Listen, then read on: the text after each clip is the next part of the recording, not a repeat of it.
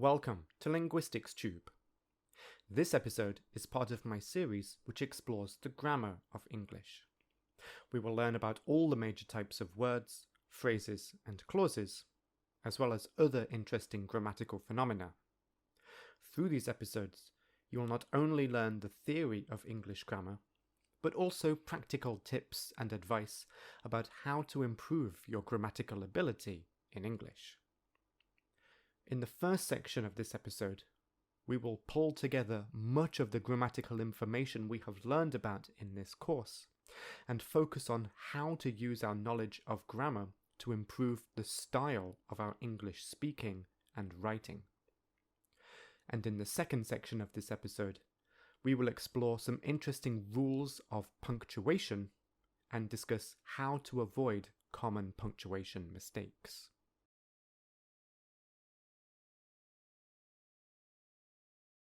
Here is the structure of this episode.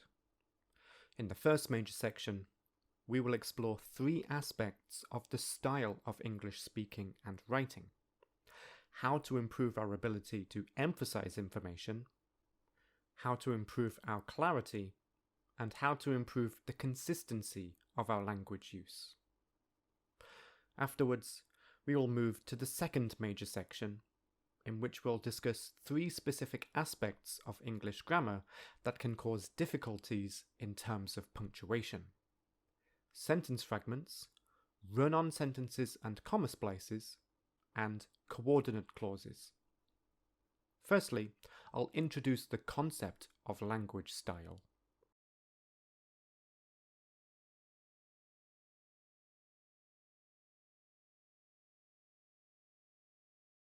I usually begin the discussion of a new concept with a definition of that concept. This was easy for the other new concepts that we've explored in this course, like grammatical categories, antecedent, and subject-verb agreement. However, the concept of style is very difficult to define and explain.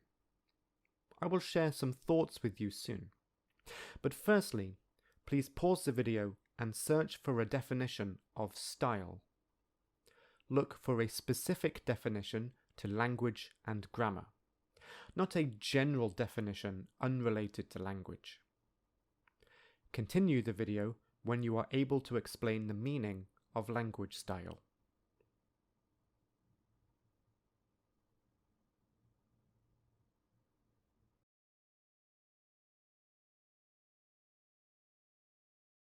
Like I said, this is a very difficult concept to explain, so your definition may well be different from mine. As a result, instead of creating a single sentence definition, I've chosen instead to share my thoughts on what language style comprises. In other words, I would like to simply share some features of language style with you.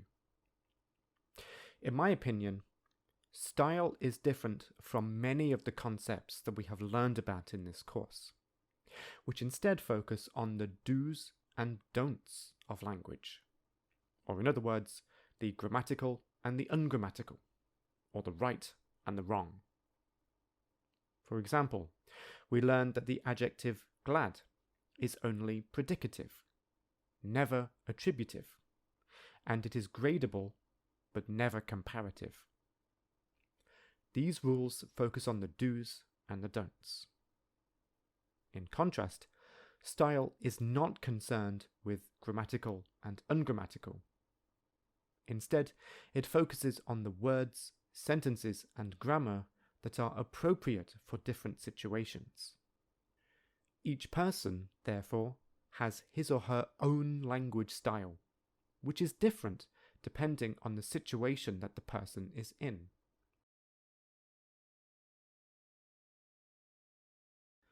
A person's language style is what makes his or her language different from everyone else's use of language. Because of this, it is related to the choices we make as language users. These choices are based on four things. So, language style is based on four things. Firstly, the purpose of your language use. which focuses on why are you speaking or writing. Secondly, language style is based on the context of your language use, which focuses on where you are speaking or writing for. Thirdly, language style is based on the audience of your language use, which focuses on who are you speaking and writing for. Finally, our language style is based on our choice of words, phrases, sentences, grammar, and punctuation.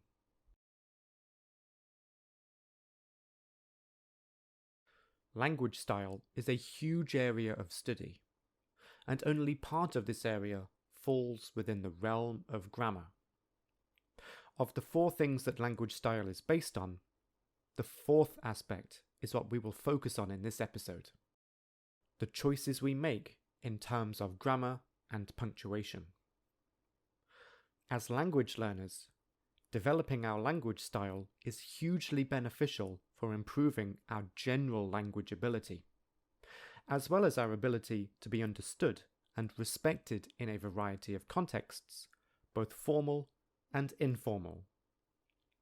Grammar is crucial to achieving this, because only with knowledge of effective use of grammar can we improve our language style more generally.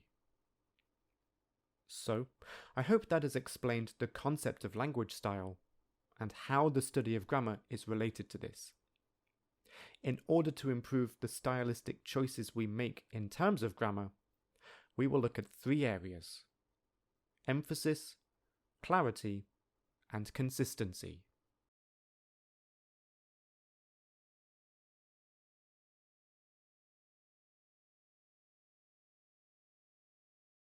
Listen to these 2 sentences. Do you think there is a difference between them? Although they were not completely happy with it, the team members agreed with the decision. The team members agreed with the decision, although they were not completely happy with it. Please pause the video and think about this question. If you think there is a difference, then what is it?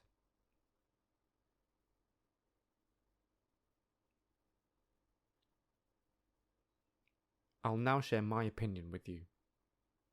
Don't worry if you disagree or had a different opinion, because this is very subjective.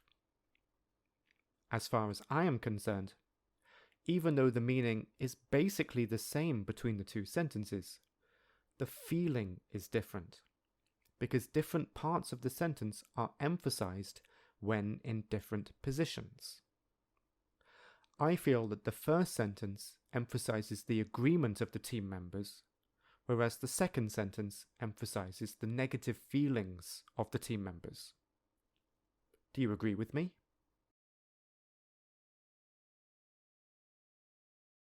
This is actually a general pattern in English and many other languages.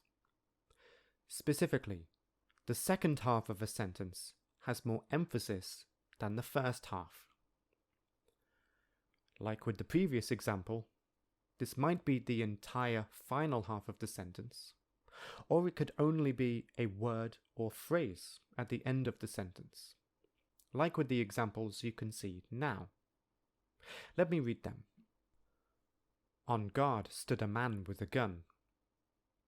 A man with a gun stood on guard. In sentence 1, the fact that there is a man with a gun is the focus of the sentence, and in the second sentence, the fact that this person is guarding somewhere is emphasized. Next, teenagers are difficult to teach. It is difficult to teach teenagers.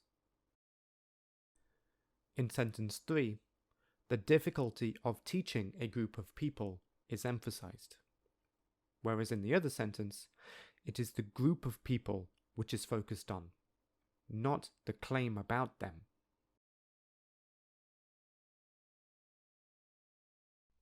The name of this technique is end focus. Focus is a slightly difficult word to explain. In this context, it means the thing which has the most emphasis and attention. As you can probably guess from the name and from the previous examples, because the information at the end of the sentence is naturally emphasized, it is very common to put the most important information at the end of the sentence, because this will be more memorable for the listener or reader. In contrast, the beginning of a sentence often contains old information, or information that is general knowledge, or at least information that is obvious from the overall context of the sentence. So, remember that if you want something to be emphasized and remembered, then say your sentence in a way that puts this information at the end. As you saw from the previous examples, there are always different ways to say a sentence. You can use these different ways to put information in different positions.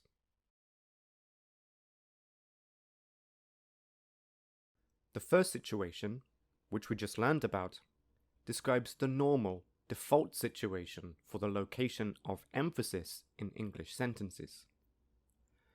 Remember, usually the end of the sentence is emphasized, so it is common to put new, important information in the second half of the sentence, and old, general, unimportant information at the beginning, because the final words that the listener hears are the most memorable.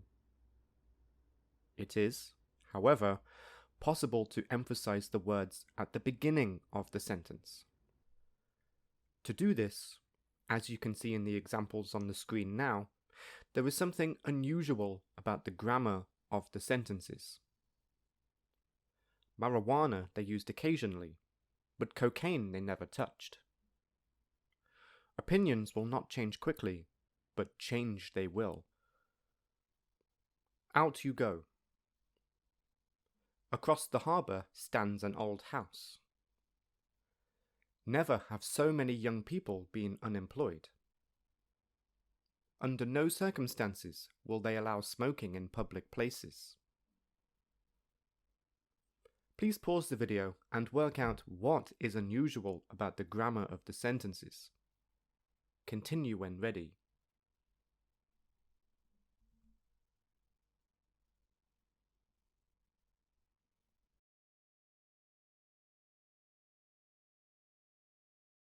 In general, in all of these sentences, a word which is usually not at the beginning of the sentence has in fact moved to the beginning of the sentence. In sentence 1, marijuana they used occasionally, but cocaine they never touched. The object has moved, so it is now before the subject. In sentence 2, opinions will not change quickly, but change they will. The main verb is now before the subject and auxiliary verb. In sentence 3, out you go, the particle out in the phrasal verb go out has been separated from the verb go. I'll explain just one more example. Sentence 4. Across the harbour stands an old house. The most basic way to say this sentence is, an old house stands across the harbour. From this, you can see that two parts have been moved. First, the prepositional phrase across the harbour, which was originally at the end of the sentence, and secondly, the verb stands, which was originally after the subject, an old house. I would like you to think about the final two examples yourself. Go back and pause the video and say the sentences in a more basic way to find the original position of the moved words.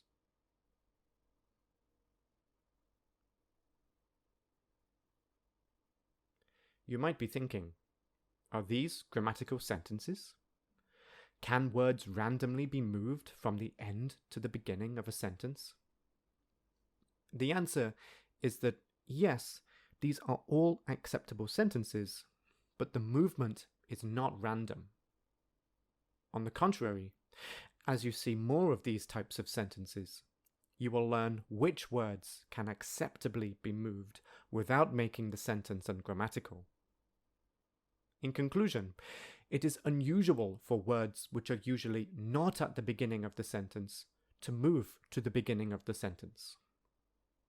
If a word or phrase is in an unusual position, it is more emphasized and feels more obvious to the listener.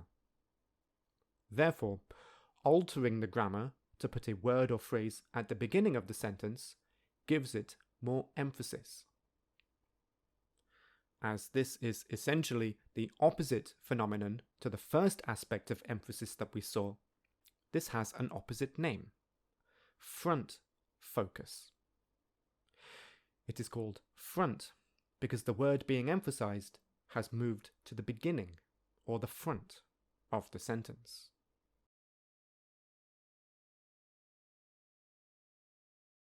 Before we move to the third aspect of emphasis, there is another type of front focus to learn about. It is a specific type of sentence called a cleft sentence. To create a cleft sentence from a basic SVO sentence, begin the sentence with the word it or there, which is referred to as an empty subject. Afterwards is the auxiliary verb is, was, or were. Then insert the real, original subject of the sentence. And finally, put a relative pronoun after the real subject. This is a word like that, which, who. This therefore turns the original sentence into a sentence with a main clause and a relative clause. Using a cleft sentence instead of the basic sentence type makes the real subject more prominent. To see this, compare these three sentences, firstly in the basic form, and secondly as cleft sentences. Human error caused the explosion. It was human error which caused the explosion. The ending is the weakest part of the story. It is the ending which is the weakest part of the story. Some students refused to show their ID card. There were some students who refused to show their ID card. Can you feel that the subject feels more important and more emphatic in the cleft sentence?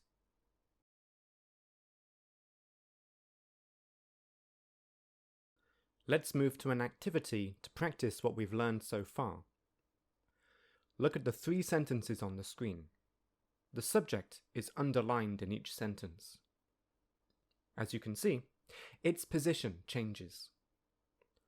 What different meanings, feelings, or emphases do they have?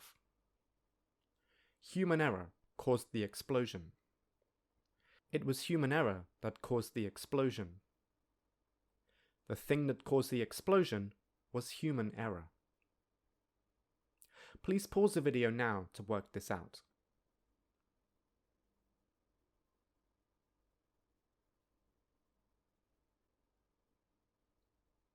In my opinion, sentence 1 is the most basic way to say this sentence, because it uses the simple SVO structure. Because this is a basic type of sentence, it naturally has end focus. So the focus is therefore on what human error caused, which is the explosion. Sentence 2 is a cleft sentence. By putting the subject in between two other words, the sentence instead shifts its focus onto human error. Finally, sentence 3 utilizes end focus effectively, because the noun in the subject position, thing, has no meaning. This is called an empty noun. We therefore have to wait to discover what caused the explosion, which makes the end of the sentence the most anticipated and thus the most memorable. Overall, you can see that several choices exist for phrasing a sentence. The choice you make depends on which information you want to emphasize.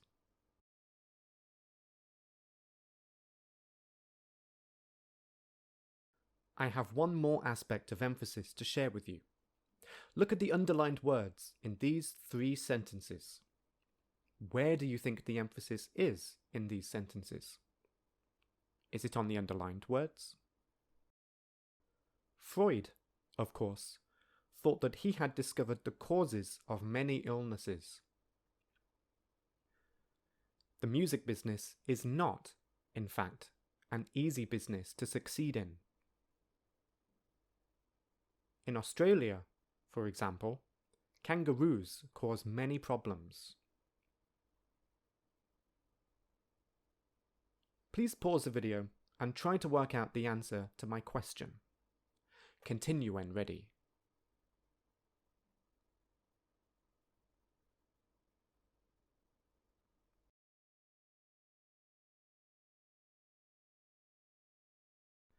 This technique is interesting because the name of it refers to a part of the sentence which is not emphasized. Instead, this part of the sentence causes emphasis in another part of the sentence. Specifically, the words between the two commas are called parenthetic expressions. Let me explain how this technique works. Parenthetic expressions are very common in English. We use them to insert an extra comment or opinion, which doesn't belong in the main message of the sentence. We therefore usually stop before and after the parenthetic expression when we are speaking, and in writing, we put the parenthetic expression between commas or dashes to show that it is a separate, additional part of the sentence. The fact that the sentence is interrupted with this phrase causes the focus, or the most emphasized part, to be on the word or phrase immediately before the parenthetic expression. We can exaggerate this in speech by saying the word or phrase immediately before the parenthetic expression louder, and saying the parenthetic expression itself quieter. Look again at the examples on the previous screen to hear this.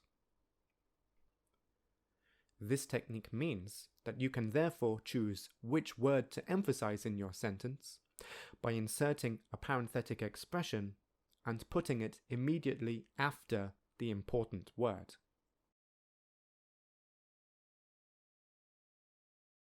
In the second section of the first part of this episode, we'll explore some grammar techniques to make your speech and writing clearer.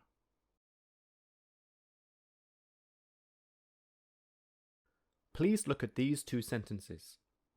Which one is easier to understand? The rate at which the American people are using up fossil fuels and their refusal to admit that the supply is limited is the real problem. The real problem is the rate at which the American people are using up fossil fuels and their refusal to admit that the supply is limited. Please pause the video and work out the answer to my question. And, if you can, also try to explain why. Continue when ready.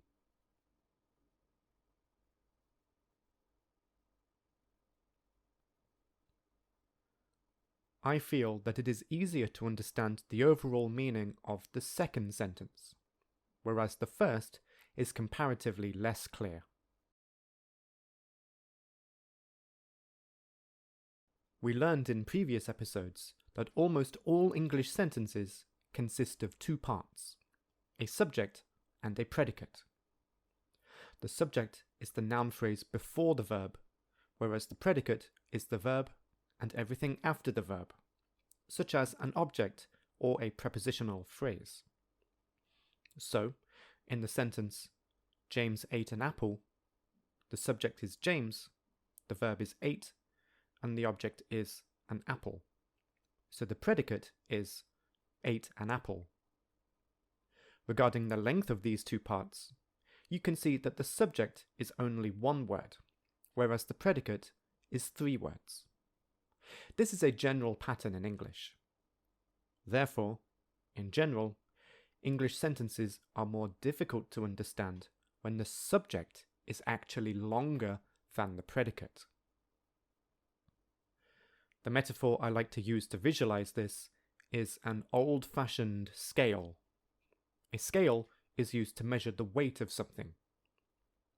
Nowadays, we put an object on a flat square with a digital display, but older scales had two platforms. On one side are some metal weights, and on the other is the object you want to weigh. If the metal weights are heavier than your object, the side with the weights will go down.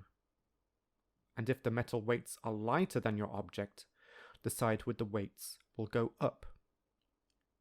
Use this metaphor to think of a sentence.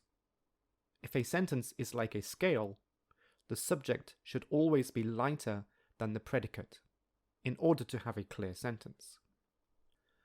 Therefore, the predicate, which is the second half, or the end of the sentence, should be heavier. If it is heavier, it should have more weight. This is how we get the name of this technique, end weight.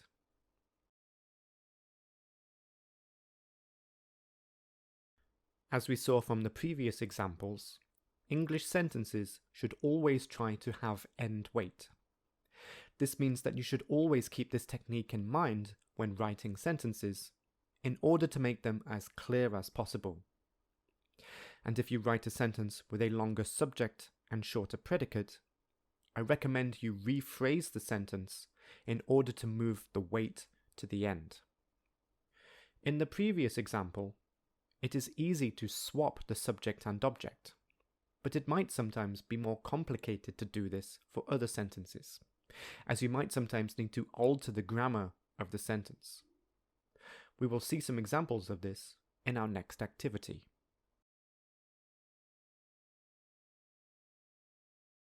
This is the second technique in this episode, called end something. We previously discussed end focus, and now we're discussing end weight.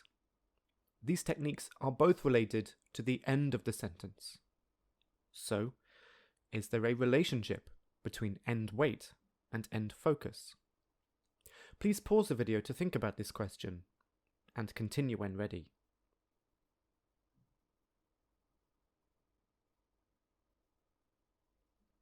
I would say that end weight and end focus are indirectly connected, because end weight usually exists as a result of end focus. Specifically, the more important, and thus emphasized, information in a sentence often has more detail, so it is longer.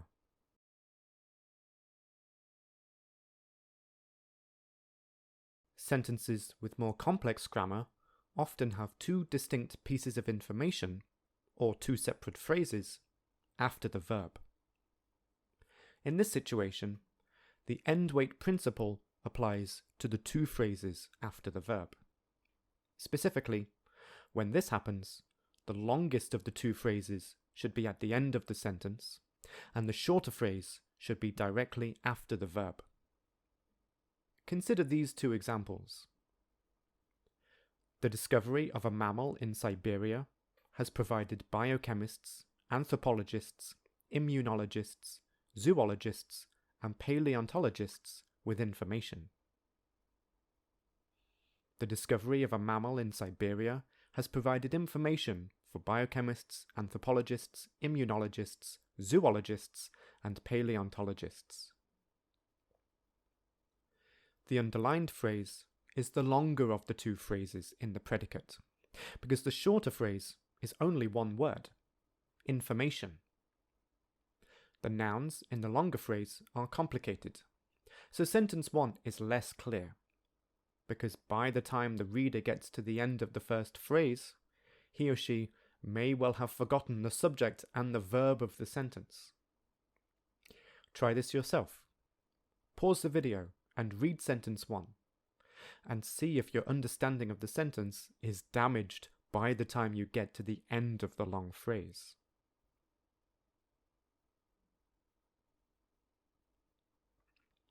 Comparing sentence 1 and sentence 2, the grammar of the predicates is slightly different in order to make each sentence grammatical.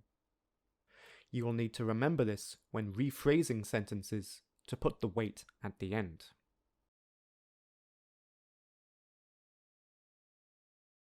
If you have watched the episode about prepositions and particles, specifically the section about the position of the particle in a phrasal verb in relation to the object, do you remember I said that there are two positions for the particle in a phrasal verb?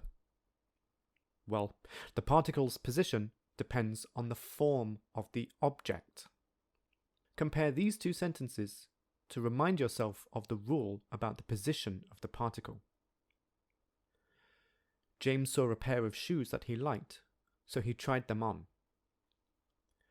James went to a shopping mall and he tried on some new shoes. Pause the video to remind yourself of the rule.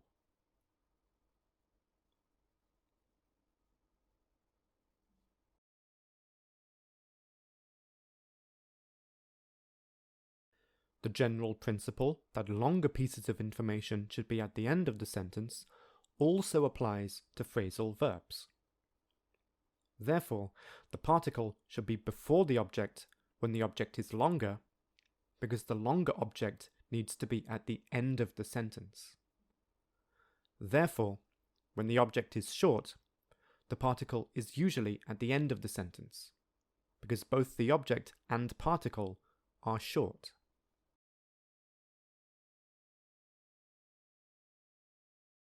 Bringing the discussion back to end wait, look at these two example sentences. Did he leave the part about prepositions and particles out? No, he did not leave out the part about prepositions and particles. If you think of leave as the verb, out as the first phrase after the verb, and the long noun phrase as the second phrase after the verb, then it is obvious that sentence 2 is clearer than sentence 1, because the principle of end wait states that the particle should be close to the verb and before the noun phrase, because the longest of the two phrases in the predicate should be at the end of the sentence.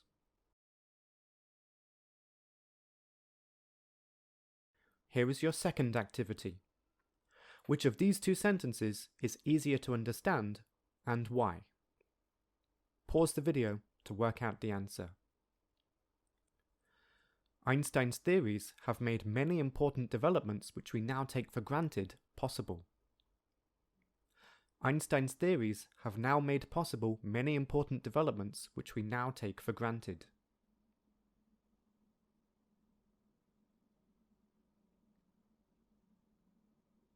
Sentence 2 is clearer because sentence 1 puts the short phrase possible at the end of the sentence, at the end of a very long noun phrase. This contradicts the principle of end wait, which states that the longest phrases must always be at the end of the sentence. The reason for this seems to be that it is easy to lose our overall understanding of the sentence if long phrases are at the beginning or in the middle. Only at the end, when all other parts of the sentence have been processed and understood, can the sentence be understood.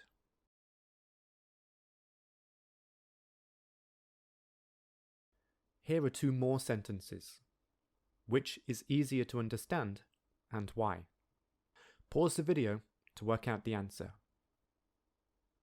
The value of identifying the problem and providing the tools to make the children's education a success is not questioned. No one questions the value of identifying the problem and providing the tools to make the children's education a success.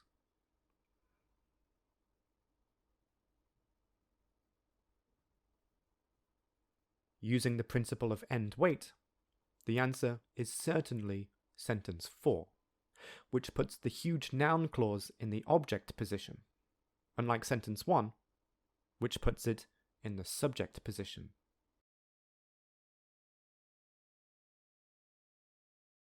In your final activity about end wait, here are two sentences. They both suffer from problems with end wait.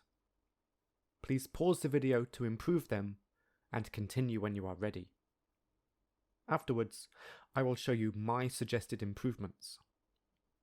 I will now read the sentences.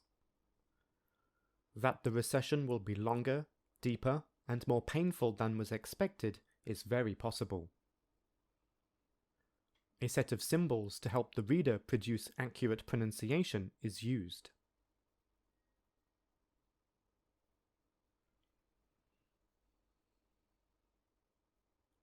Sentence 1 can easily be improved by simply moving the underlined noun clause to the end of the sentence and beginning the sentence with the empty subject, it. It is very possible that the recession will be longer, deeper, and more painful than was expected. Next, if you look carefully at sentence 3, you'll see that there are two separate underlined parts. Grammatically, these are two distinct sections, so it is easy to insert a verb in between them. Thus, sentence 3 can be improved simply by moving the verb from the end of the sentence to sit between the two parts. As you can see, this feels very appropriate. While the second part is still quite long, it is much easier to understand than sentence 3. A set of symbols is used to help the reader produce accurate pronunciation.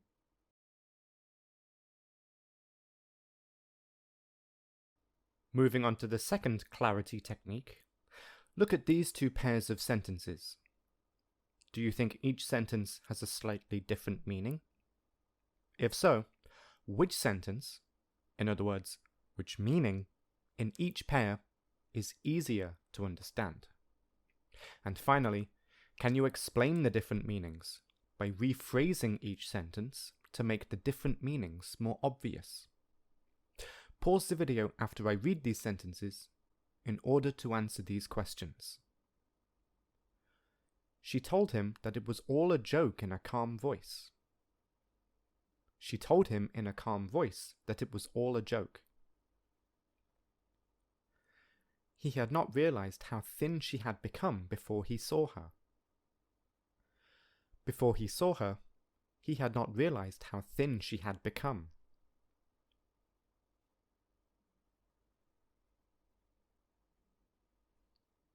In these two pairs, both sentences intend to have the same meaning.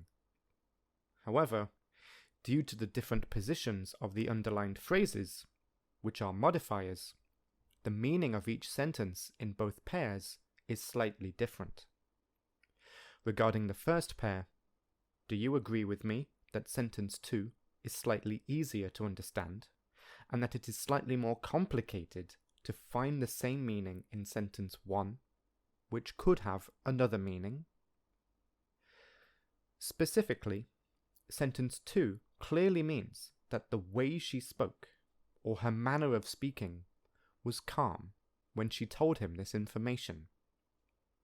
This is clear because the phrase "in a calm voice" is close to the word it is modifying, told. Sentence 1 actually intends to convey the same meaning, but because the underlined phrase is far away from the verb told, it accidentally conveys another meaning. This happens because the modifier phrase connects to the closest part of the sentence, a joke. So, sentence 1 also means that the way the joke was spoken was in a calm voice. Say the sentence again to yourself and try to feel this unintended meaning. Next, sentence 4 is the intended meaning of this sentence, that his realization only occurred after he saw her, or did not occur before he saw her. This is the most obvious meaning. However, sentence 3, because the underlined phrase is so far away from the verb realized, accidentally connects to the second part of the sentence. Thus, sentence 3 means that he had not realized that she became thin before they met. Perhaps he thought she was always thin, or became thin many years ago, not recently. This is an obscure meaning, and it is difficult to understand. but it exists because the phrase connects to how thin she had become.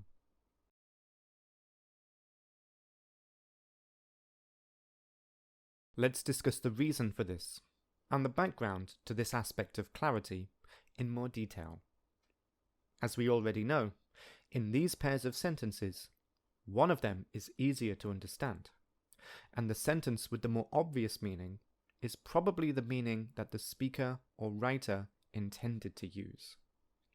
However, one of the sentences is more difficult to understand, and this is because the speaker or writer accidentally put the modifier phrase in another part of the sentence.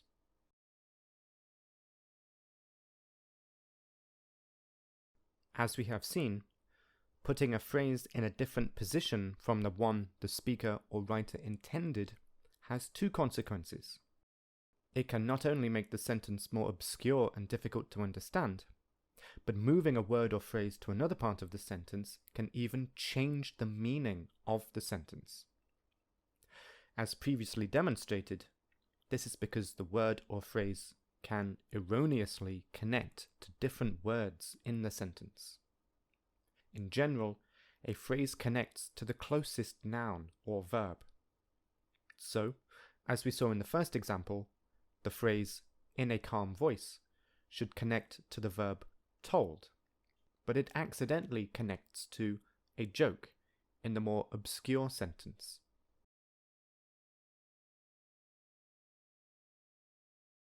Let's give a name to this phenomenon. We all agree that the clearest meaning is created when a modifier phrase is closest to the noun or verb that it modifies. If it is accidentally placed further away from the word being modified, then we say that the phrase is misplaced. Specifically, we call it a misplaced modifier. This misplaced modifier makes the intended meaning of the sentence more unlikely, and makes the unintended meaning of the sentence more strange. It is likely that the speaker or writer did not want to use this strange meaning, because it undoubtedly causes problems for the reader's or the listener's interpretation of the sentence. Therefore, you must always ensure that you put the modifier phrase in the correct place, which we can define as being closest to the word being modified. Otherwise, the meaning might be unintentionally different.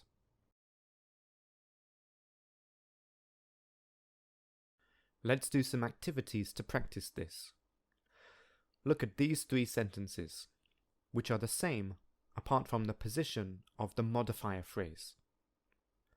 I have two questions for you. Firstly, what are the slightly different, unintended meanings of these sentences? Secondly, which parts of the sentence does the phrase connect to? I'll read the three sentences first. He said on several occasions that he suffered from headaches. He said that he suffered from headaches on several occasions.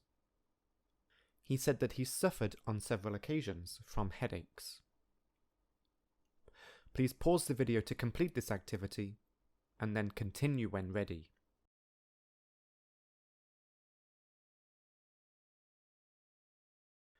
Either sentence 1 or sentence 2 could be the intended meaning. But for the sake of identifying the most basic meaning, let's say that sentence 1 is what the speaker wanted to say. This sentence simply means that the speaker said this information many times. If this is the intended meaning, then the modifier is definitely misplaced in sentence 2, which erroneously means that the headaches occurred many times, not him telling the listener many times about the headaches. If you know the correct context of the sentence, then it is definitely possible to interpret sentence 2 with the intended meaning of sentence 1, but it is definitely less likely because the modifier is so far away from the word said. Sentence 3 is a little more complicated. The word suffer on its own means to experience a huge amount of terrible pain.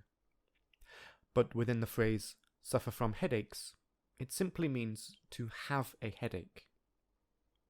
So, the meaning is much less strong when inside this phrase than when used on its own.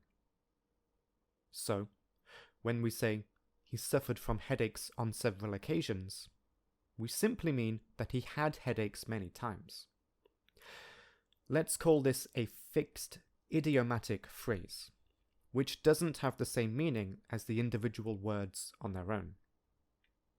So, in sentence 3, when we interrupt this fixed phrase, suddenly the individual words have their individual original meanings. So, saying he suffered on several occasions from headaches gives us the original meaning of suffered. Therefore, sentence 3 means that his headaches were incredibly painful and he had them several times.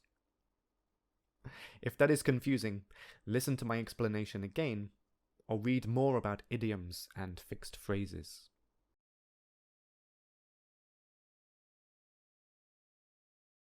Activity 5 is actually an introduction to the next phenomenon we will learn about in this episode, not the previous technique about misplaced modifiers. Here is a sentence. Writing clearly is important. What are its two meanings? As usual, pause the video to complete this activity.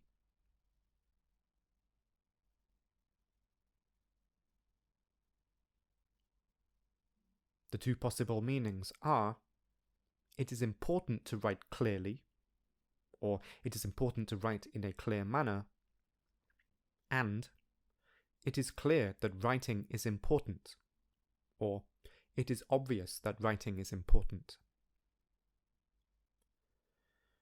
You can therefore see that modifiers can be ambiguous, as they can connect to different parts of the sentence. In this case, either to writing or to important. From this, you can see that it is very important to say things without ambiguity.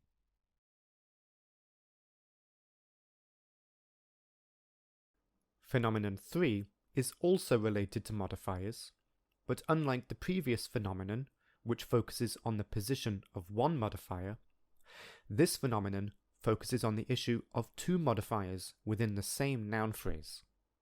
To demonstrate this, what are the two meanings of the phrase American history teachers?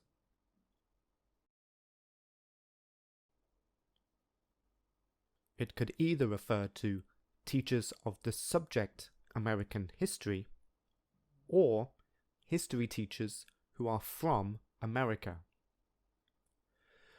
Because it is impossible, without the context, to know which meaning the speaker intended, we can conclude that it is difficult to know the meaning of a noun phrase that contains more than one modifier. This creates ambiguity, because there is more than one possible interpretation. To avoid this, the noun phrase should be rephrased. One of the easiest ways to do this is by inserting prepositions, such as of in the example on the screen.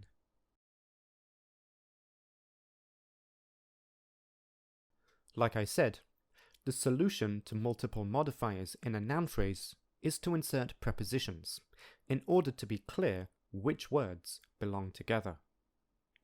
So, here is a task for you.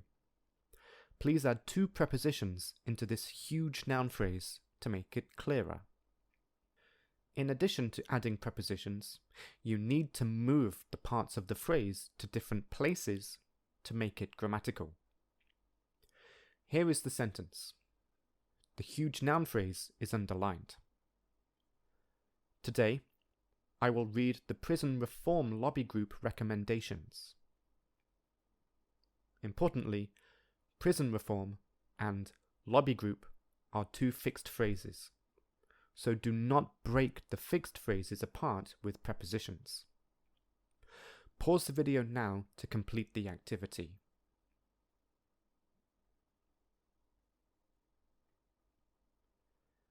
Here is my answer, which is clear and unambiguous.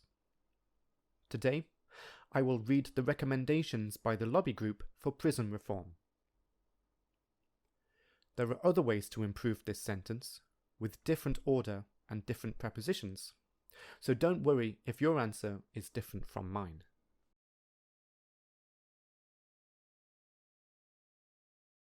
The fourth phenomenon we will explore in order to make your English clearer is called parallelism.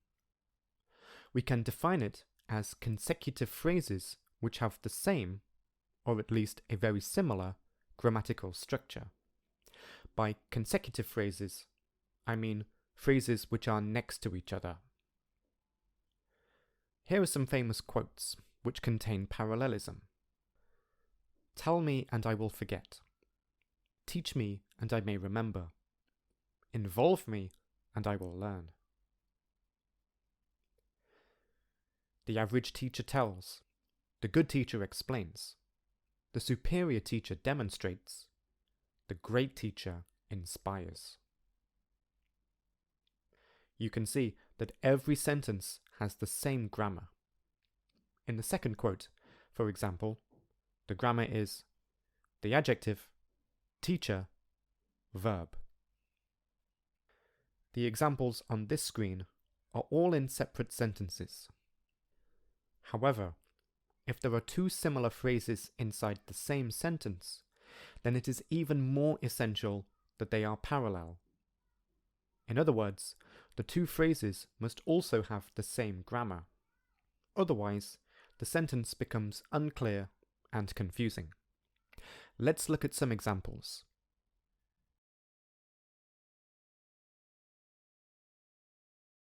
The X at the start of this sentence means it contains a grammatical problem.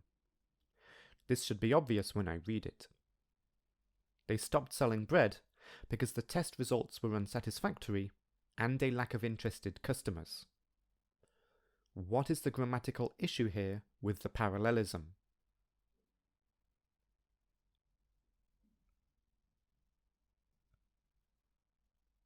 The two underlined phrases are different grammatically. Specifically, the first phrase is a clause because it contains a subject and a verb, while the second phrase is a noun phrase. To make this grammatical, we have two options. Either we change the second phrase to match the grammar of the first phrase, or we change the first phrase to match the grammar of the second phrase. Please pause the video and do this now.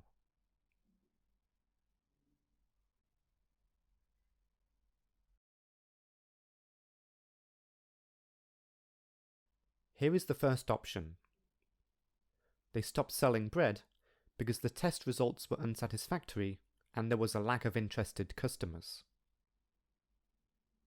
Here, the second phrase has been changed into a clause to match the grammar of the first phrase. And here is the second option.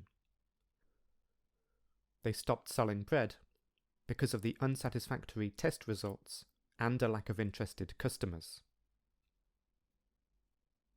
In this case, the first phrase has been changed into a noun phrase to match the grammar of the second phrase. When this happens, the grammar of the rest of the sentence might need to be altered. You can see this here, as we must now say because of before a noun phrase, rather than because before a clause. These two sentences contain parallel grammar, which makes them much clearer for the listener.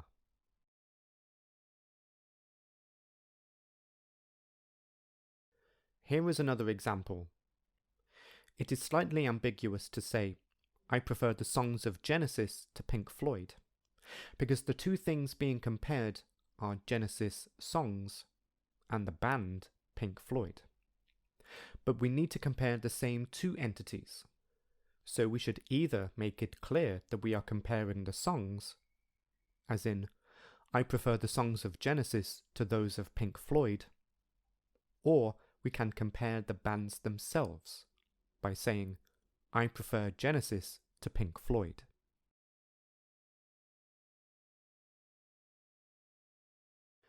Here is an activity for you. in which you need to do the same as the previous examples. In the example sentence on the screen now are two underlined phrases. They are in a parallel position but have different grammar. Please answer these two questions. Firstly, what type of phrase is each phrase? And secondly, create two new sentences to correct the parallelism. The sentence is, you will find long queues in the bookstore and to pay your rent in the finance office. Please pause the video now to complete the activity.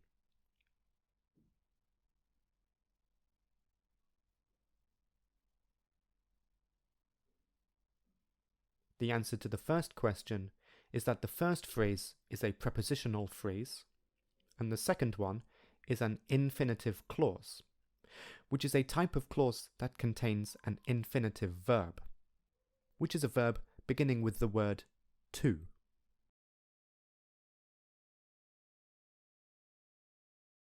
To correct the parallelism, we either need to transform the second phrase into a prepositional phrase, or transform the first phrase into an infinitive clause. You will find long queues in the bookstore and in the finance office. This is the sentence with the second phrase transformed to match the grammar of the first phrase. This is easy to do because the infinitive clause already contains a prepositional phrase whose meaning is central to the infinitive clause. However, the rest of the infinitive clause is lost, to pay your rent. Nevertheless, I don't see this as a huge problem, because the listener can infer from the context of the sentence that people go to the finance office in order to pay their rent. So, while a little meaning is undeniably lost, it is not essential information. You will find long queues to buy books in the bookstore and to pay your rent in the finance office. Regarding the second option to fix the parallelism, you would need to insert meaning which was inferred but not previously explicit. Specifically, you must make it clear what people do in the bookstore, which presumably is buy books. So, while you must make somewhat of an educated guess, it is not a huge leap of faith to insert meaning that was previously not there. So, you need to choose whether to either remove obvious meaning or insert implied meaning.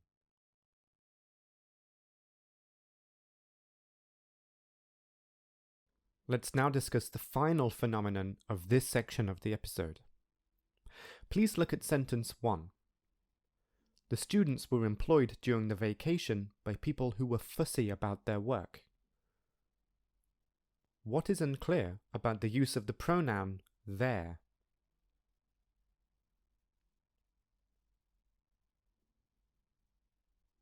The issue is that there are two groups of people in the sentence, the students and the fussy people, and the pronoun their could refer to either of them. So, the sentence could either mean the students were employed during the vacation by people who were fussy about the students' work, or the students were employed during the vacation by people who were fussy about their own work. In fact, sentence 2 and sentence 3 are the solutions to the problem. Either remove the pronoun or say their own to clearly link the noun phrase their work to the closest noun phrase.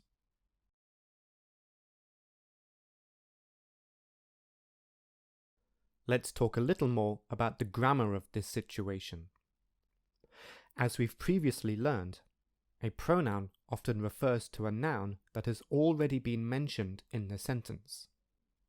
The noun that the pronoun refers to is called the antecedent of the pronoun.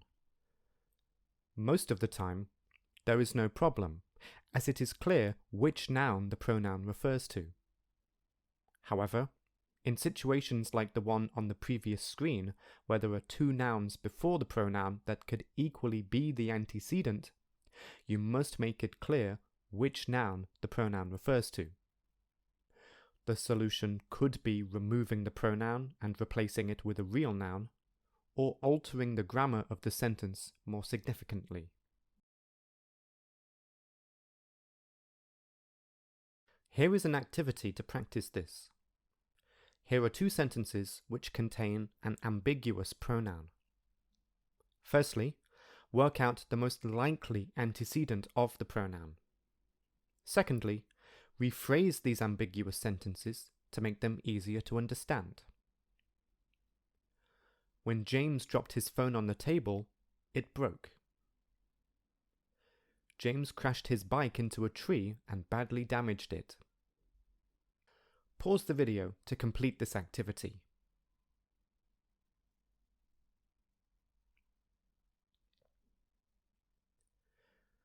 Here are my suggested rephrased sentences. Yours may be slightly different, but that is not a problem.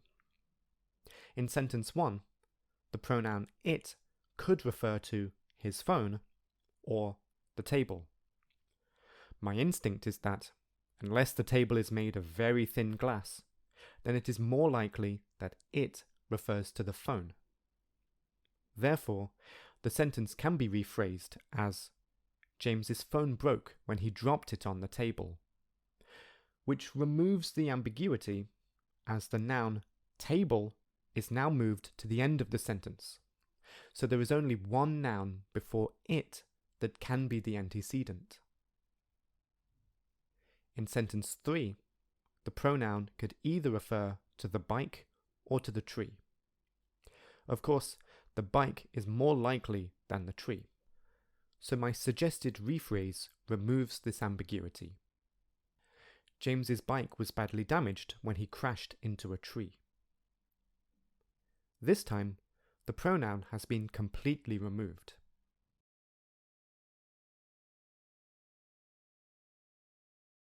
In the final section of the style part of this episode, we will discuss two techniques to make your English more consistent. Both techniques focus on pronouns.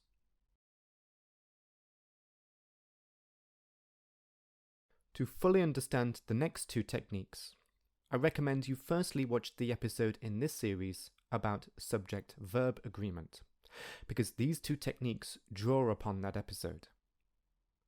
In that episode, you learned that pronouns should agree with their antecedents in two ways. The first way is in terms of grammatical number, which is the difference between singular and plural. Because a pronoun is a way to represent a real noun, the pronoun should always match the antecedent's number, not the other way around. You can see this in the example on the screen. Get a city map because they really help. The problem here is that the pronoun is plural, but its antecedent, the noun phrase a city map, is singular. Therefore, the best solution is get a city map because it really helps, rather than get city maps because they really help, which makes less sense. Remember, the pronoun should change to match the antecedent, which is the real noun that the pronoun refers to.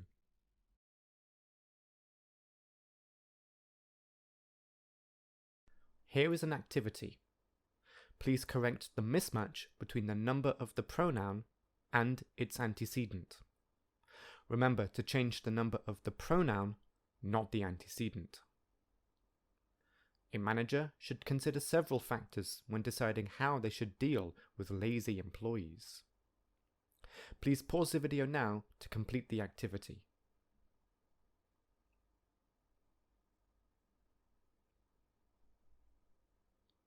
The best solution is to say he or she if you do not know the gender of the person. Using they creates a grammatical mismatch, and using only he to refer to both genders could be considered sexist. So, bear this in mind.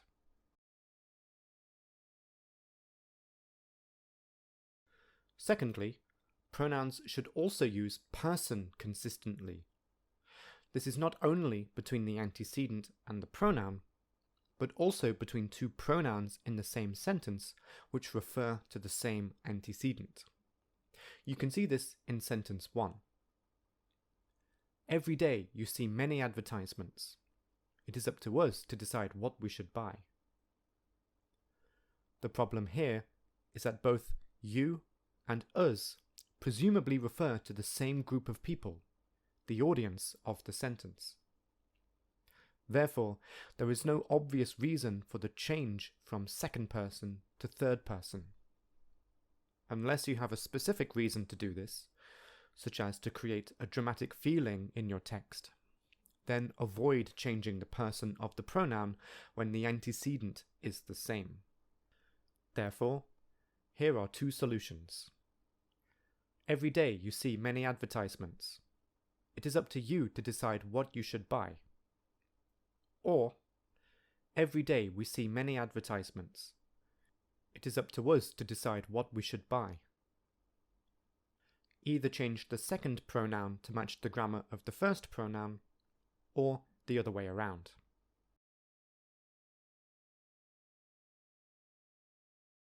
We've now reached the end of the first major part of this episode.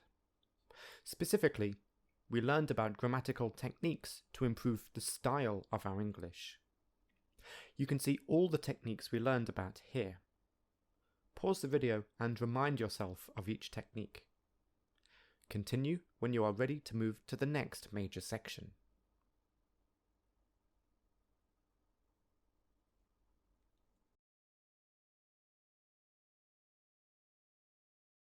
In the second major section of this episode, we will discuss some of the important ways in which the use of punctuation can contribute to the style of our language use. I will assume that you already know the basics of English punctuation rules, so instead, we will focus on 3 areas of punctuation use. Within each area, we will see a few specific punctuation phenomena.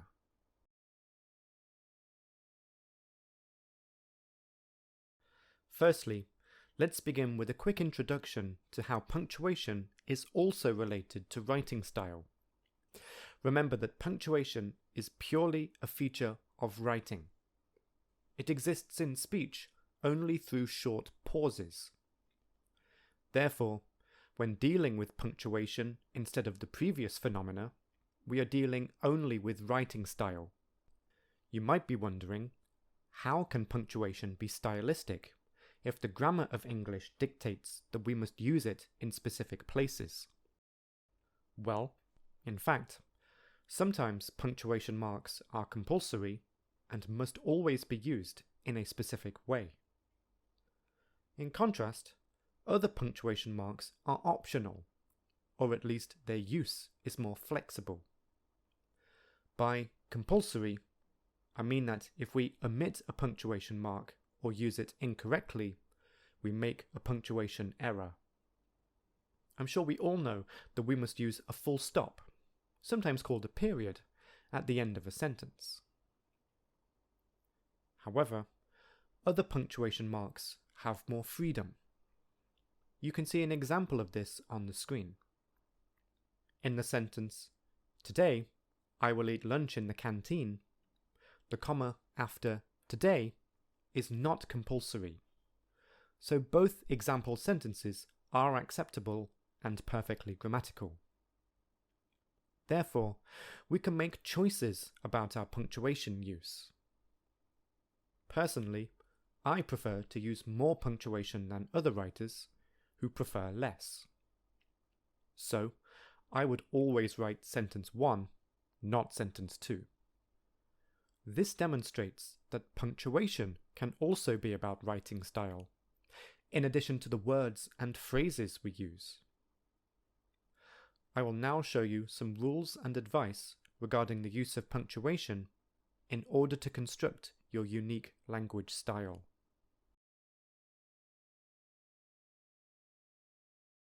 The first aspect we will examine is regarding a phenomenon called sentence fragments.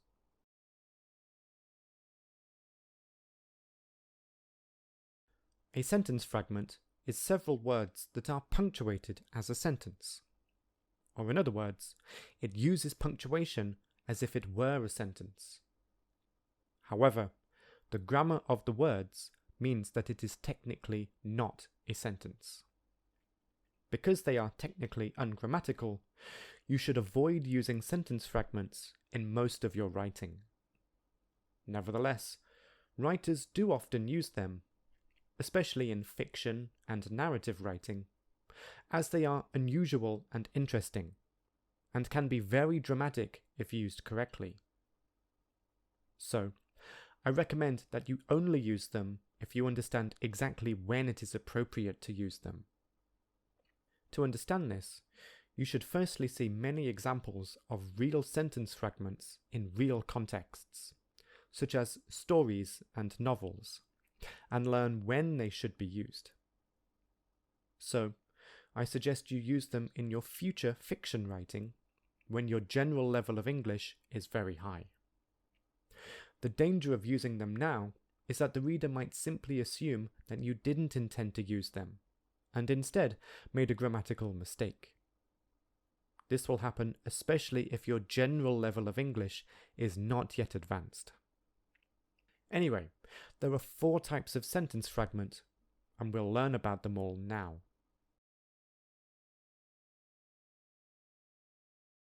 The first type is when a subordinate clause is used on its own as a separate sentence.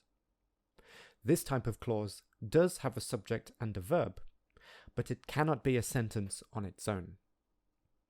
Instead, it must be joined to another clause with a comma. This type of clause is usually called a main clause, and it can be a separate sentence. Here is an example of a sentence containing a subordinate clause and a main clause. Because I am poor, I have no friends. The 2 clauses are separated by a comma. The first is a subordinate clause, and the second is the main clause. We know this because the main clause can indeed be a separate sentence, as it does not need the because clause to be a grammatical sentence. Therefore, remember that a main clause can exist on its own as a separate sentence.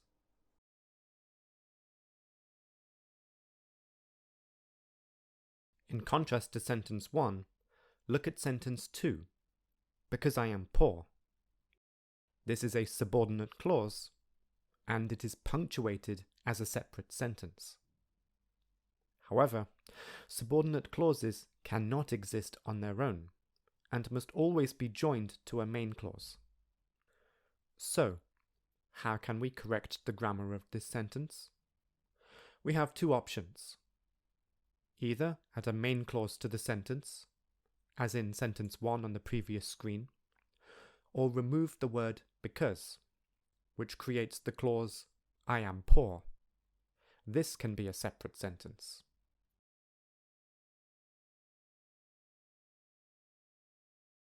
From this, we can conclude that if a clause begins with a subordinating conjunction, this clause cannot be a sentence.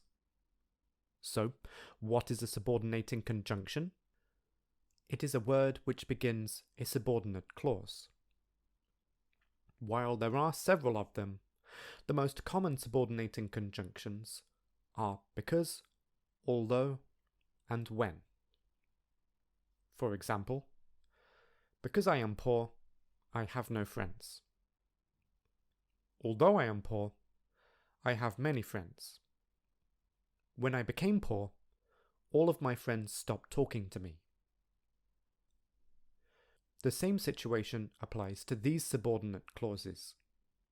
They can only be separate sentences if they are joined to a main clause, as in these sentences, or if the subordinating conjunction is removed.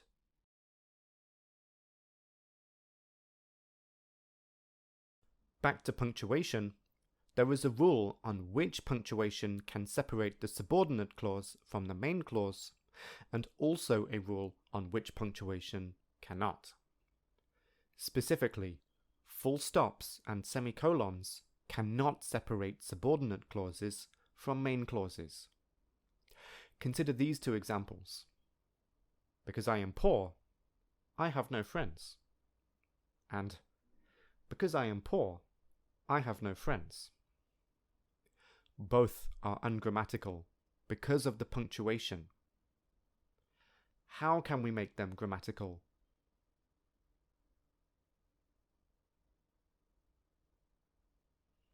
The solution is to replace the full stop or semicolon with a comma. So, remember that a comma must always separate a subordinate clause and a main clause.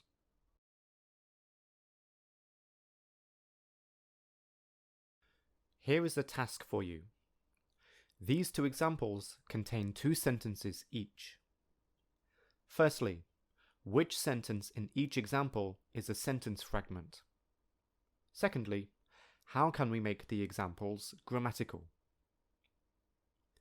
The percentage system is better than the pass-fail system because grades motivate students to work harder. Although I had slept early the night before, I woke up late the next morning. Please pause the video to complete the task and continue when ready.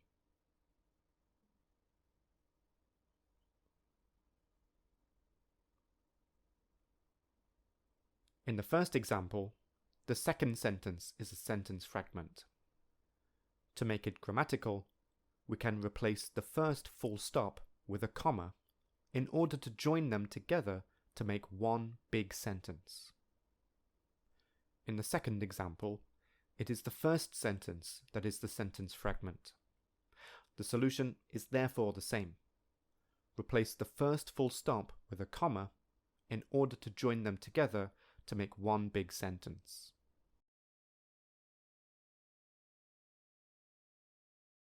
Let's now move to the second type of sentence fragment. This doesn't have a specific name, so I will just refer to it as phrases which easily could be joined to the adjacent sentence. By the way, adjacent means next to each other. Let's discuss the two examples on the screen. Please answer the same two questions. Firstly, which sentences in the examples are sentence fragments? And secondly, how can we make these examples grammatical? The kit comes complete with an instruction leaflet, all for £18.50. He found her rather uninteresting, especially by comparison with Helen. Pause the video to complete the task and continue when ready.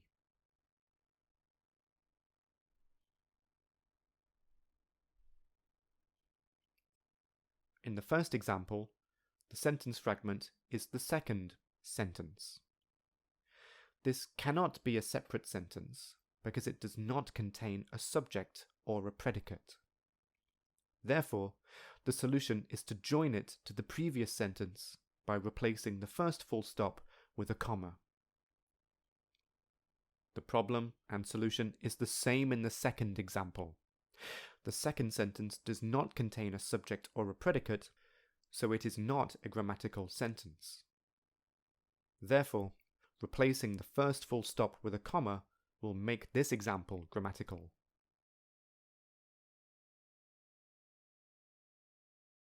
The third type of sentence fragment is a phrase which begins with and.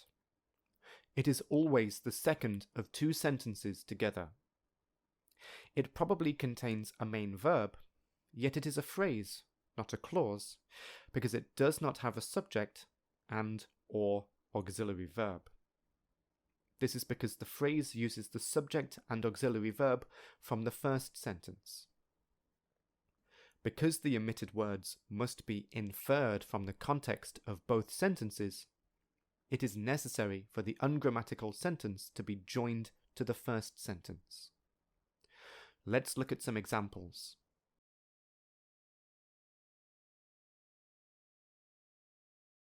Please answer the same two questions.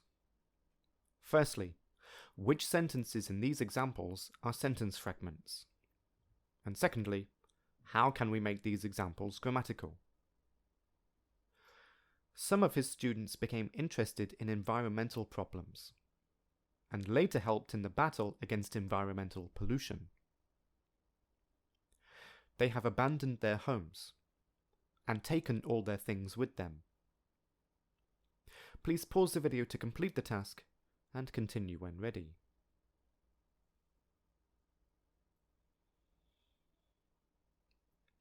In both examples, the second sentence is the sentence fragment.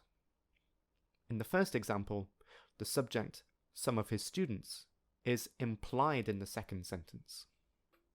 And in the second example, the subject, they, and the auxiliary verb have are implied in the second sentence.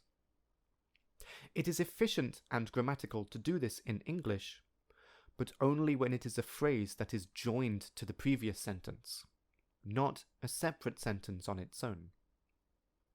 Therefore, the solution is again to replace the first full stop with a comma. The final type of sentence fragment is phrases which contain ellipsis. Ellipsis is the process of deleting words and phrases which can be inferred from the context of the overall message. So, the third type of sentence fragment, which is phrases beginning with and, also contain ellipsis of the subject and auxiliary verb. In the examples you can see on the screen now, sentence B is grammatically incomplete, but the missing information can be completed from the context of the conversation. As you can see, this form of ellipsis is very common in answers to questions, where the elided information is contained in the question, so it is unnecessary to repeat it in the answer. Thus, they are very common as the answers to questions. We usually say, "What did she tell you?" "To help myself to food." But we really mean, "She told me to help myself to food." Another example is, "I heard you passed your driving test," after failing 3 times. But we really mean, "I passed it after failing 3 times." This is fine in speech, but you should avoid these types of sentence fragments in writing unless you are writing a conversation like this in a story or drama.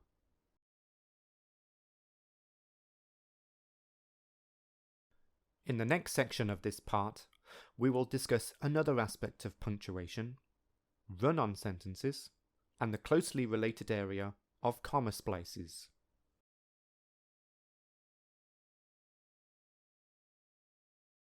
We'll firstly discuss run-on sentences. I'll show you a definition of this soon. To begin, please look at these 2 sentences. "I used to be afraid of him. I have since got to know him well." These are 2 typical, normal sentences. To be more accurate, we can call these 2 independent clauses. A clause is a group of words that contains a subject and predicate, whereas a phrase is a group of words that does not contain both of these. An independent clause can exist on its own as a separate sentence. In case you are wondering about the difference between this and the type of clause we discussed earlier, an independent clause is called a main clause when it is joined to another clause within the same sentence. But it is not a main clause if it simply exists on its own. So, a main clause is always an independent clause, but an independent clause is not always a main clause. It depends on the surrounding context. Anyway, back to the example at the top of the screen. These 2 sentences are perfectly grammatical. They are 2 independent clauses, as well as 2 sentences. However, if you want to, then it is possible to join these 2 sentences together to create one sentence. this one sentence still contains two independent clauses.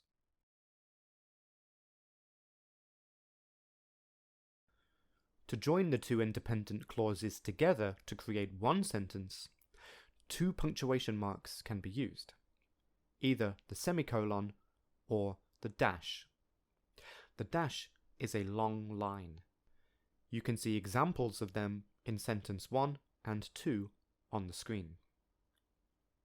So, remember that if you want to join two independent clauses together into one big sentence, then put a semicolon or a dash between them.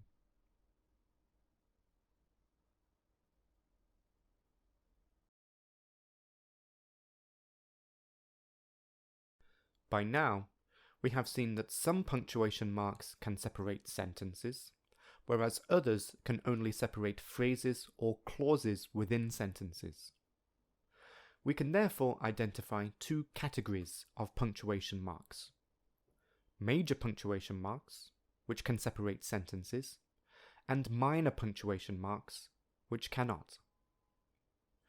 At the end of the second bullet point on the screen, you can see the major punctuation marks in English: full stops, question marks, exclamation marks, colons, semicolons, and dashes. Now that we are equipped with the background, we can learn about the phenomenon of run-on sentences. These happen when no punctuation at all is used between two independent clauses, as in the sentence, "I used to be afraid of him, I have since got to know him well." As I'm sure you know, this is definitely ungrammatical. In conclusion, independent clauses must be separated by major punctuation marks.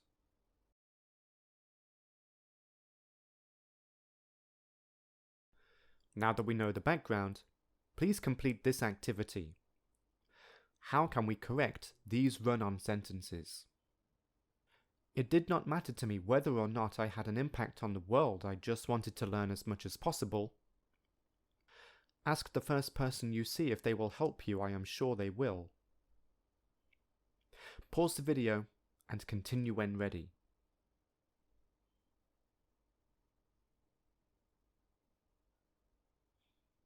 Both examples contain two independent clauses. To correct these run-on sentences, we can identify the boundary of the independent clauses.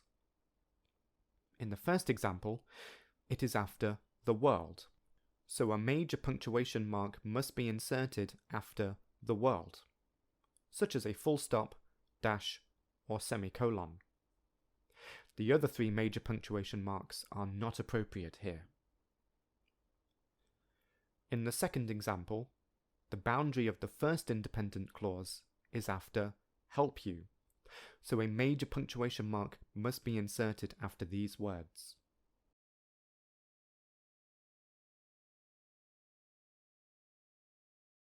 Closely related to this is another punctuation issue. Most people would agree that run-on sentences are definitely ungrammatical and look very strange.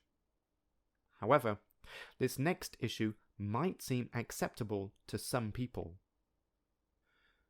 In order to correct run-on sentences, many people use a comma to separate two independent clauses instead of major punctuation marks like full stops, semicolons, or dashes. You can see two examples of this at the bottom of the screen. I used to be afraid of him, I have since got to know him well. It is nearly 5:30, we cannot reach town before dark.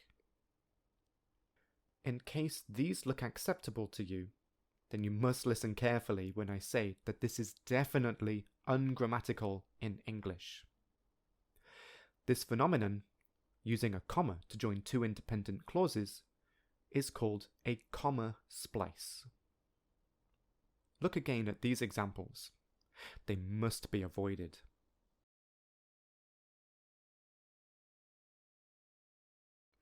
A possible reason why these look acceptable to some people is that using commas to join two independent clauses is in fact grammatical in many languages. Two very common languages are Chinese and French. However, in English, a comma splice is a grammatical error. So, regarding the two examples on the previous screen, what other punctuation could we use to make those sentences grammatical?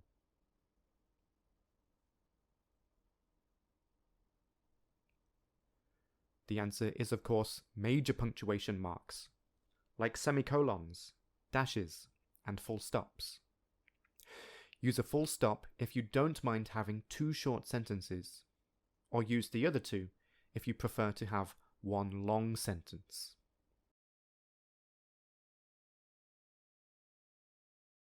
On to your next activity. These two sentences contain comma splices. How can we make them grammatical sentences? I drifted towards vegetarianism. It was only partly for moral reasons. I visited them in their new home. It was a large apartment with a living room, kitchen, dining room, and 2 bedrooms. Pause the video and continue when ready.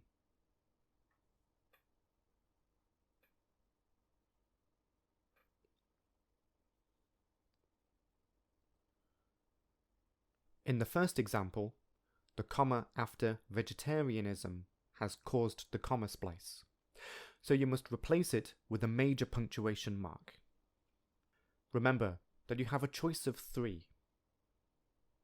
In the second example, it is the comma after home that is causing the comma splice, so you must replace it with a major punctuation mark. If you are still unsure how to identify a comma splice, then determine whether the phrase can be a separate sentence. If it can, then it is an independent clause and must be separated from the other independent clause by a major punctuation mark.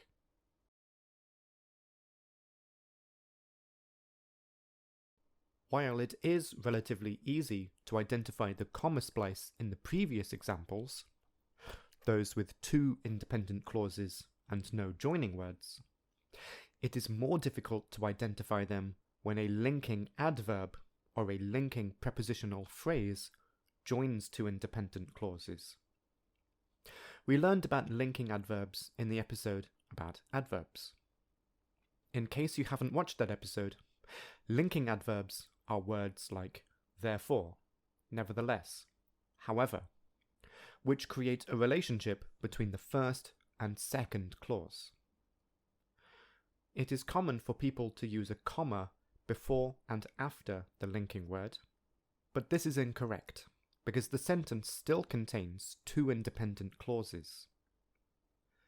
Therefore, the comma before the linking word must be replaced with a semicolon if you want one large sentence, or a full stop if you want to create 2 separate sentences. In this case, the linking word begins the second sentence. You can see examples of a sentence with a linking adverb on the screen now. It is nearly 5:30. Therefore, we cannot reach town before dark. Sentence 1 is quite common, but it is ungrammatical because this one sentence contains 2 independent clauses and no major punctuation marks. Remember that if 2 separate sentences can be made, then there are 2 independent clauses, and a major punctuation mark must separate them. Before we continue, some people think that a sentence with a comma splice, like, "He is a good man, however, I don't like him," is acceptable in informal English. However, the simple answer is that a sentence like this is always a grammatical error. The reason some people say this is not because of formal versus informal English. It is sadly because many people do not understand the rule about when to use major punctuation marks. Of course, more broadly, if people continue to use a comma splice with linking adverbs, then eventually the grammar rule will change and it will become correct English. This is because the rules are not decided by an organization.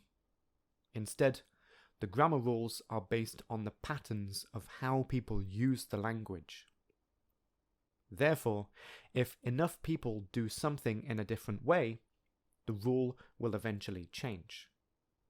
But, at least for now, it is ungrammatical to use a comma in these kinds of sentences.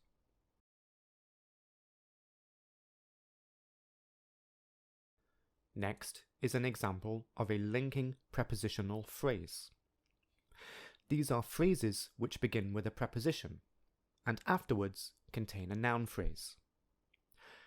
Some examples are, in spite of that, in my opinion. These can, again, be used to join two independent clauses, either within one big sentence or between two smaller sentences. If a linking prepositional phrase joins two independent clauses within one sentence, then it cannot be surrounded by commas. Instead, like before, the first comma must become a major punctuation mark, like a semicolon or a full stop. For example, it is nearly 5:30. In my opinion, we cannot reach town before dark. It is nearly 5:30. In my opinion, we cannot reach town before dark. Before we continue, please remember that words like therefore and however are adverbs, whereas words like although and because are another grammatical category called conjunctions. Therefore, a clause beginning with although or because is not a linking adverb, so that clause can be joined to the main clause with a comma. People often think that although and because are linking adverbs, which is why they join them to the next clause with a comma. But remember that these words are very different in terms of grammar.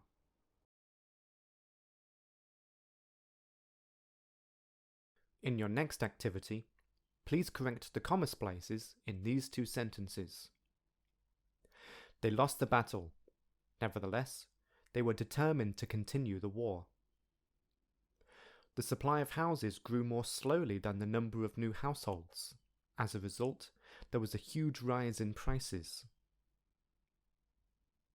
Pause the video and continue when ready. In both examples, the first comma causes the comma splice. Therefore, because these can be two separate sentences, we must replace it with a major punctuation mark. My recommendation is to replace the first comma with a semicolon in order to keep one long sentence. However, it could be split into two smaller sentences by replacing the first comma with a full stop. The choice is yours, depending on whether you want longer or shorter sentences in your text.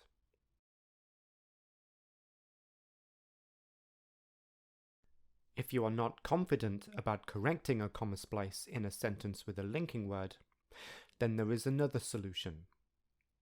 Instead, you can move the linking word to somewhere else in the sentence, and then surround it by commas. You can do this because you only need a semicolon if the linking word is joining two independent clauses. So, if the linking word is somewhere else inside one of the independent clauses, then a semicolon isn't needed. Let's look at examples to demonstrate this.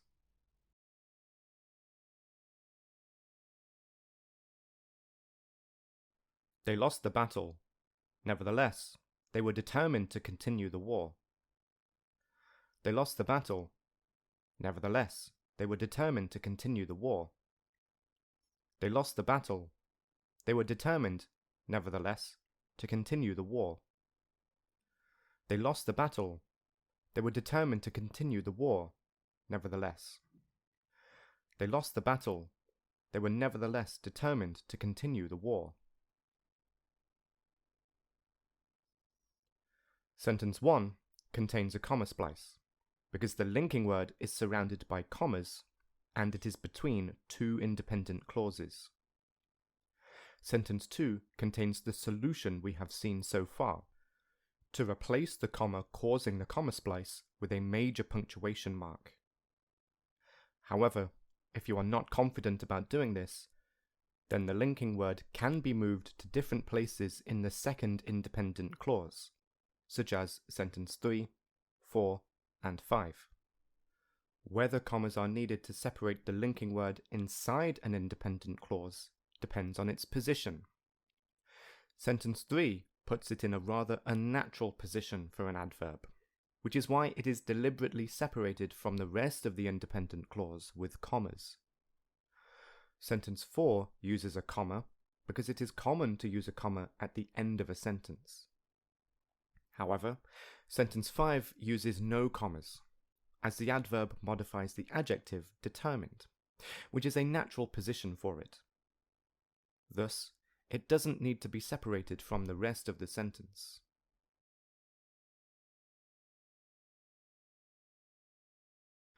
In the final section, we will discuss the situation of punctuation in another type of clause, the coordinate clause.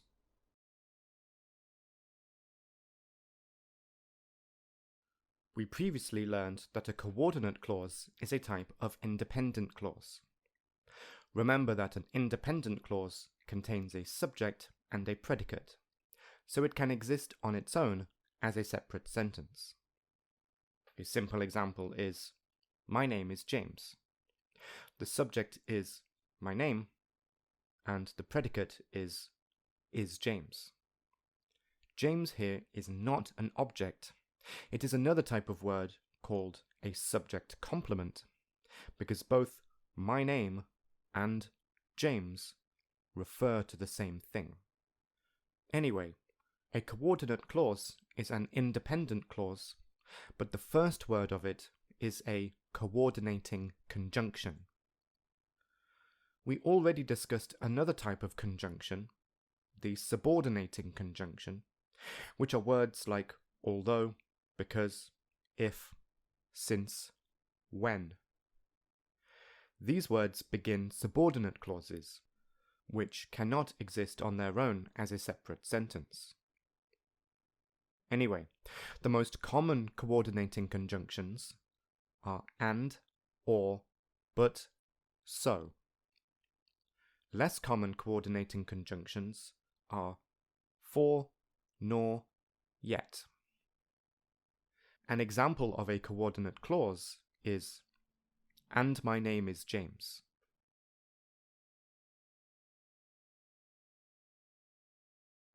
I want to share one phenomenon about coordinate clauses with you.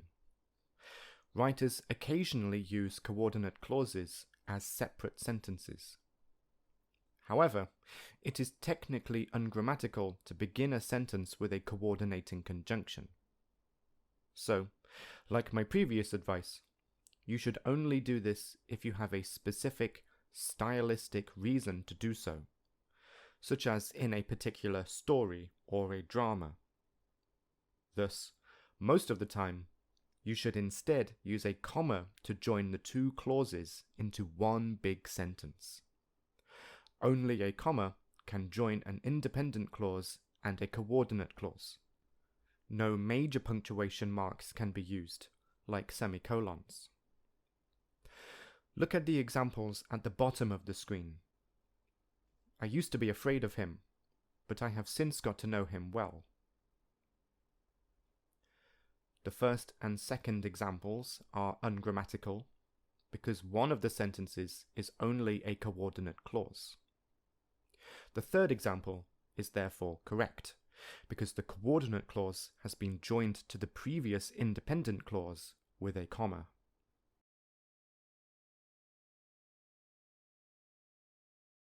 Here are a few example sentences with coordinate clauses. On this screen are the most common ones, and, or, but, so. They were successful in the competition for the loan, and each loan provided jobs for engineers and other workers. he should admit that he is responsible for what he is doing, or he should not do it at all. The local area might not seem to have changed much, but in fact it has become much more homogeneous. She was refused entry, so she complained to the manager.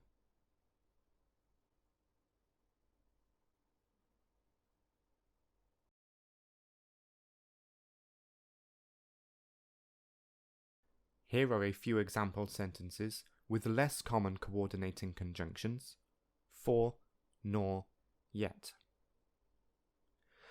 Peace is not guaranteed, for several diplomats are opposed to several important decisions. He is not a furniture designer, nor is he a shopkeeper. A storm damaged their radio, yet they were still able to send messages.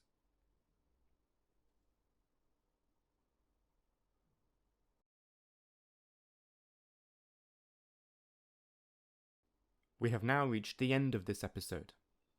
In conclusion, in the first major section, we learned about grammatical techniques to improve the style of our English. Secondly, we discussed 3 broad aspects of the grammar of punctuation and how this contributes to writing style: sentence fragments, run-on sentences and comma splices, and coordinate clauses. You can see all the techniques we learned about here.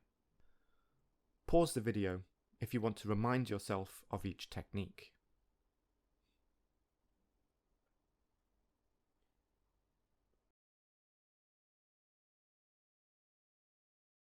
This is the end of the video about style and punctuation.